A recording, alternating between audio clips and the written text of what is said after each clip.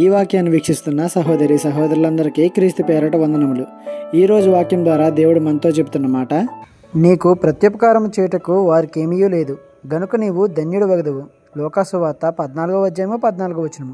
ఇక్కడ యేసయ్య మనకు ఒక చక్కటి విషయాన్ని తెలియజేస్తున్నాడు. మనం విందు చేసుకున్నప్పుడు అది రాత్రైనా పగలైనా, మన స్నేహితులనైనా, మన సహోదరులనైనా, మన బంధువులనైనా, ధనవంతులుగా మన పొరుగు వారినైనా పిలవద్దంట. ఒకవేళ పిలిస్తే మరలా వారు మనల్ని పిలుస్తారు. ఉపకారానికి ప్రతి ఉపకారం వచ్చేస్తుంది. ఇంకా దీనిలో ఏముంది?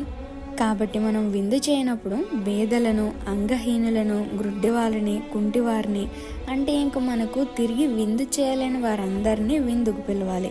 అప్పుడు మనం చేసిన దానికి ఒక అర్థం ఉంటుంది. దేవుని దృష్టిలో ధన్యుడు అవుతావు. అంతేకాదు, నీవు చేసిన ఉపకారానికి వెంటనే ప్రత్యుపకారం రాకపోవచ్చు, కానీ నీతిమంతుల పునరుద్ధాన దినమందు నీవు ప్రత్యుపకారం పొందుతావని వాక్యం సెలవిస్తుంది. నీ ఉపకారం పూర్ణ మనస్సుతో దేవుని నిమిత్తం చేయాలి, అంతేకాని మనుషులు చూసి మెచ్చుకోవాలని కాదు.